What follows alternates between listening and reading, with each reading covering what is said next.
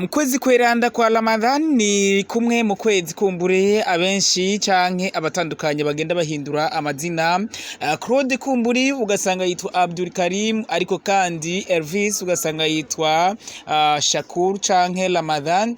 Ariko kandi uko kwezi kweranda kwa Ramadhan ni kumwe mu kwezi abenshi noneho usanga bitwara neza ndetse bagasenga akenshi kabaho na cane cane aho abari ukwezi kweranda bisaba yuko twegera Imana cyane na cyane cyane mu kuyisenga. Aho rero kuri uno munsi noneho w'igenekerezo rya 20 ukwezi kwa gatatu umwaka w'2026 niko kwezi kw'isi yose twaramutse duhimbaza umunsi mukuru wa Eid Fitri, aho kabisa ibintu vyagenze neza haba ku mugabane wa Afrika ndetse no ku mugabane wa Aziya. Aha ndavuga mu bice bigiye bitandukanye nka vyose vy'isi, aho uwo munsi mukuru wa Eid Fitri wagenze neza na cyane cyane aho uku kwezi noneho kwaranzemwo abantu benshi bagi barakora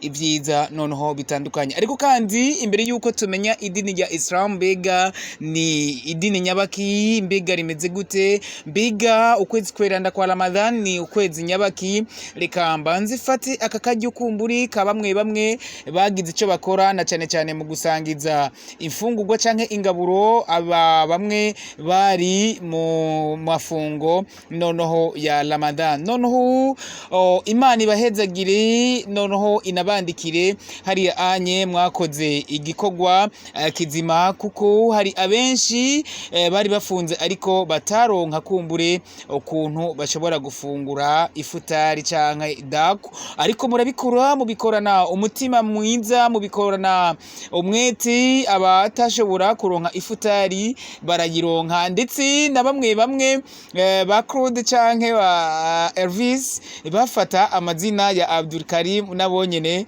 bashobora gusabikanya n'abandi ingaburo. Reka kumburi ngaruke mu kundi mwanya nshimira abakunzi ba Egozan TV, Nelly Promoter canke umusatirizi mba ndahari, ariko kandi mumbabarire kuba narimaze imisi ntariko ndakora, ntariko ndabazanira the hot news, amakuru kumbure aba akimota ubushasha. Ramadhan rero ni ukwezi kw'icenda kwa calendrier ya yidini ya Islam, aho uku kwezi kugira imisi 29 canke 30 bivanye naho kwezi kubonekeye.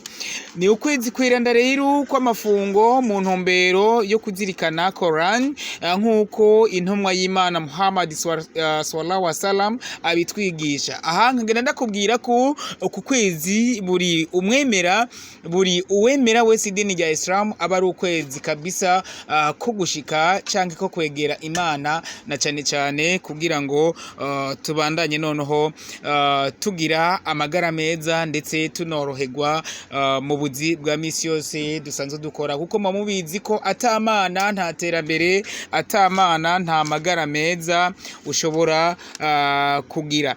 Reka noneho mbandanye ndababwira ko ugufunga kw'ukwezi kweranda kwa Ramadhan, noneho uku kwezi kwa Ramadhan ni ukwezi aho nababwiye ko ari ukwezi ko kwegera Imana na cyane cyane, aho usanga uko kwezi n'ugutahora asenga cyane, asenga gatanu ku munsi na cyane cyane mu kwegera Imana ndetse no mu gukora ibikorwa vyiza kugira ngo Imana noneho imushoboze kugera mu vyo yayisavye igihe kitari gito. Ariko kandi reka nongere nifurize buri muntu wese yashoboye gusangira na mugenzi we noneho akegera umuryango na cyane cyane, aho abenshi usanga hari abakorera kure y'imiryango yabo ariko bakavuga ati reka mfate urugendo akumbure nze gusangira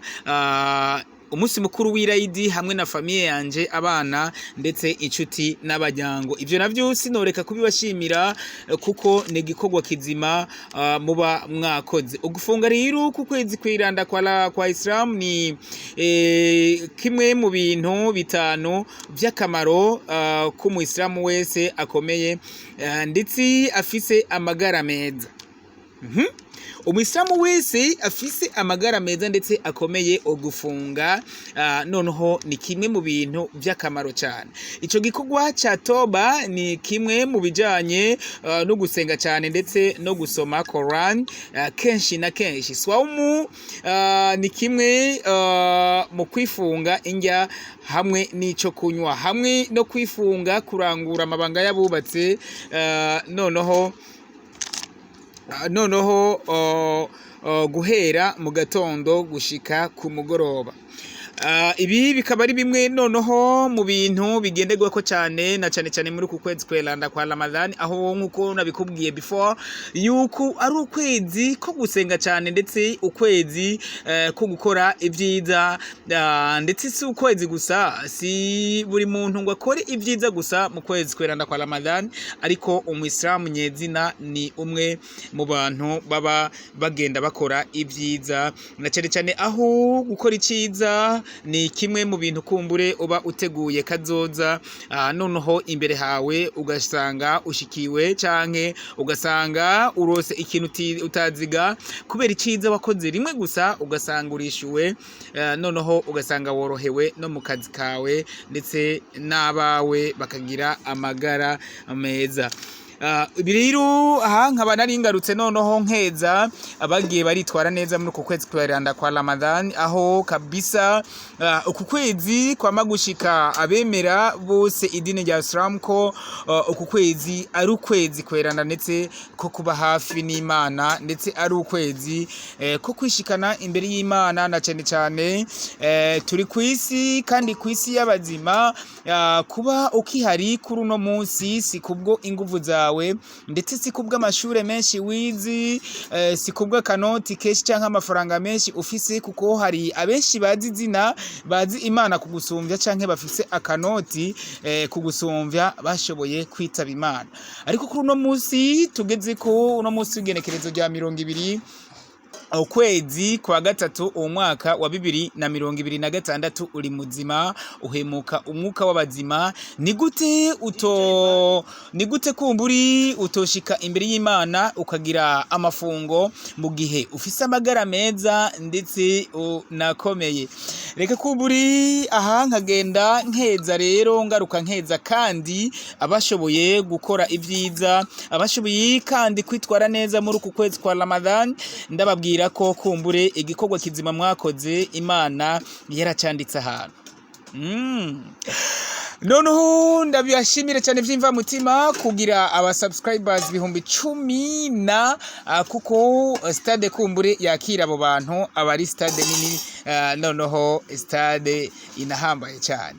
Rero kugira aba subscribers nk'abo ni ibintu kumbure twa twishimira, aho very soon tuzofata akanya ko kuba hamwe na bamwe tuzoba tubana hagufi kugira ngo dushobore gusangira akantu ndetse no guhanahana ivyiyumviro. Egozen TV kumbure ni cyahe ikintu twokora canke twokongereza canke twohindura, na cyane aho mamuziko nimwe ba boss bacu, nimwe mutuma kumbure television aligne yanyu canke yacu Egozen TV ishika kure, na cyane aho tugenda dushika canke hariya mu kwitaho abafise impano zitandukanye, andavuga baririmvyi, abakinyi b'amareresi, abakinyi ba comedy, bose tukatugenda noneho tugira ico dukoze kugira ngo bashobore gutungwa n'impano zabo baba bafise. Ariko aba businessman canke aba business woman hitwabibagiye, tuba tuhari kugira ngo tubakorere publicité noneho mu nzira yagutse, kuko aho